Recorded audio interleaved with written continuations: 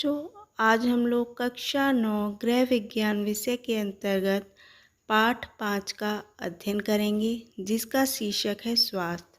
बच्चों, पिछली कक्षा में हमने आपको स्वास्थ्य को प्रभावित करने वाले कारक तथा व्यक्तिगत स्वास्थ्य की देखरेख व सुरक्षा के अंतर्गत त्वचा की साफ सफाई, नाखूनों की सफाई तथा कान की सफाई के बारे में बताया था।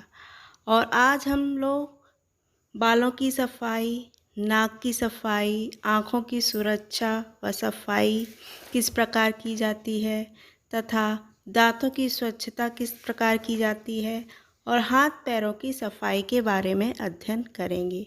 तो चलिए बच्चों, शुरू करते हैं। सबसे पहले बात करते हैं बालों की सफाई। स्त्रियों के लंबे, काले, घने बाल देखने में बड़े ही आकर्षक लगते हैं, परंतु धूल मिट्टी में काम करने से, पसीने से बालों में गंदगी इकट्ठी हो जाती है और उससे सिर में जुएँ भी हो जाते हैं। बालों की प्रतिदिन या सप्ताह में 2 बार अवश्य सफाई कर लेनी चाहिए, यानी उनको धो लेना चाहिए। बालों को धोने के लिए जहाँ तक संभव हो साबुन का जो प्रयोग है वो कम करना चाहिए, क्योंकि साबुन में मिला हुआ कास्टिक सोडा बालों की जड़ों को कमज़ोर व रूखा बनाता है।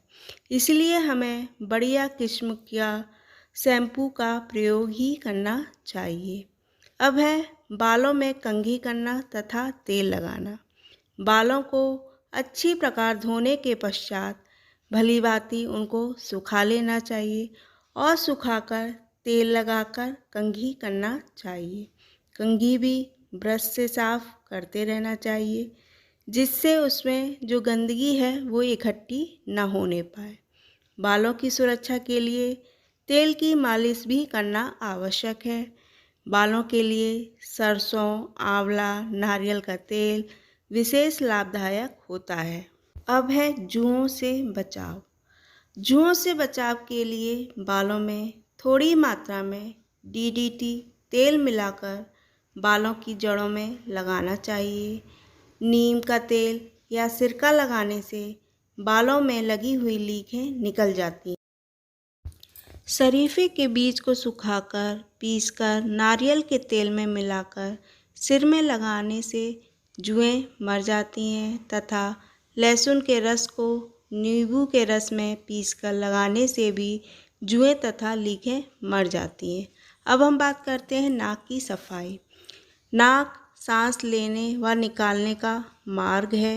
नाक के अंदर भी चिपचिपा सा लसदार पदार्थ निकलता है। नाक को रोजाना अंदर से बाहर की तरफ साफ करना चाहिए। नाक की सफाई बहुत ही आवश्यक है। यदि नाक में गंदगी होगी तो शरीर के अंदर नाक में सांस नहीं जा पाएगी। मुंह से सांस लेना भी रोगों का घर है। अब हम बात करते हैं आँखों की सुरक्षा व सफाई। आँखें हमारे शरीर का सबसे कोमल व आवश्यक अंग है। आँखों के साथ थोड़ी सी भी छेड़छाड़ या असावधानी का भयंकर परिणाम हो सकता है। अतः हमें अपनी आँखों यानी नेत्रों की सुरक्षा करना अति आवश्यक है।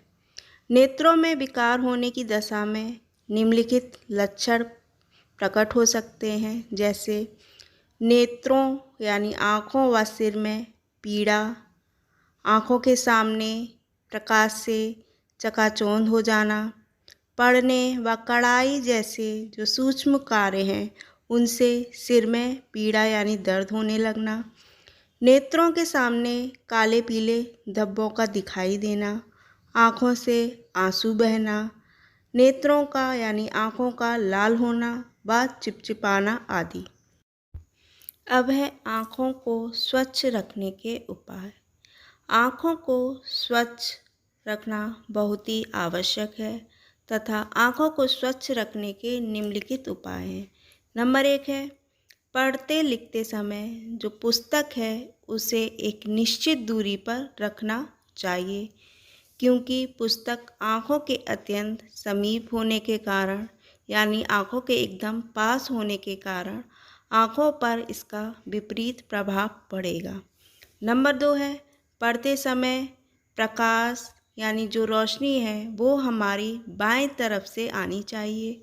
कम रोशनी में नहीं पढ़ना चाहिए जिससे कि हमारी आँखों पर असर पड़ता है। नंबर 3 है, धूल, मिट्टी तथा तेज़ धूप में भी हमें अपनी आँखों को बचाना चाहिए। नंबर 4 है, हमें अपने गंदे हाथ, गंदे रुमाल तथा गंदे तौलिए से आँख को साफ नहीं करना चाहिए।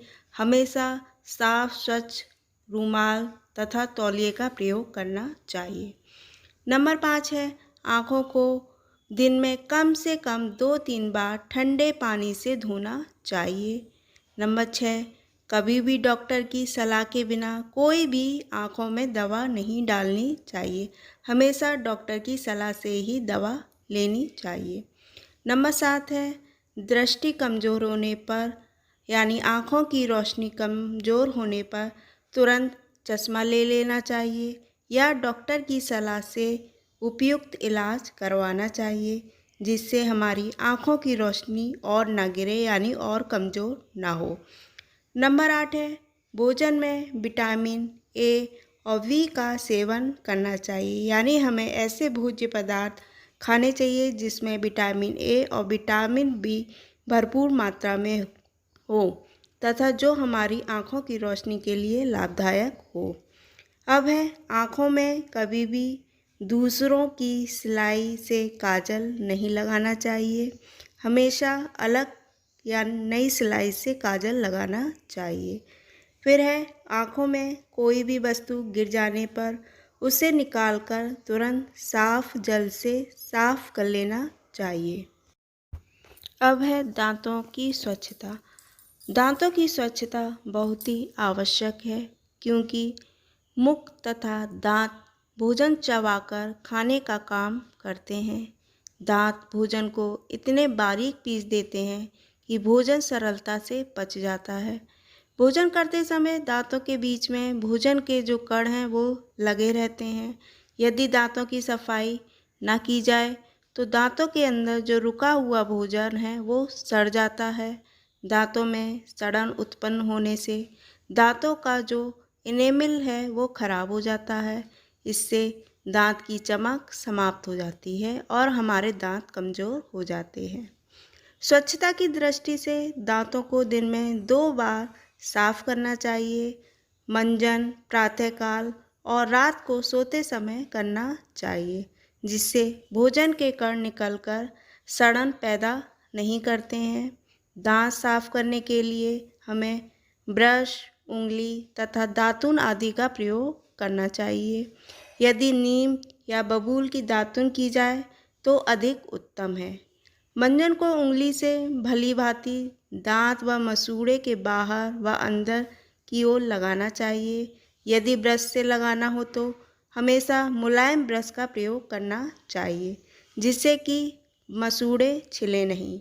मंजन करते समय जो भी जीभी से जीभ भी साफ करनी चाहिए। दांतों को केवल स्वच्छ रखने के साथ साथ उसकी हमें सुरक्षा का भी ध्यान रखना चाहिए। दांतों को स्वस्थ रखने के लिए कुछ तत्व आवश्यक हैं जैसे कैल्शियम, फास्फोरस तथा विटामिन सी और विटामिन डी। भोजन में इन तत्वों की कमी से भी दांत शीघ्र कमज़ोर व रोगग्रस्त हो जाते हैं। कच्चा फल, सब्जी व कड़ी वस्तुएं हमें खूब चबाकर खाने से दांतों की मजबूती होने में सहायता मिलती है। अधिक गर्म व ठंडी वस्तुएं एक के बाद एक खाने से भी दांत कमज़ोर हो जाते हैं, अतः इस बात का हमें ध्यान रखना चाहिए। अब हम बात करते हैं हाथ पैरों की सफाई। सभी कार्यों का संपादन मनुष्य अपने हाथों से ही करता है यानी सारे कार्य व्यक्ति अपने हाथों से ही संपन्न करता है।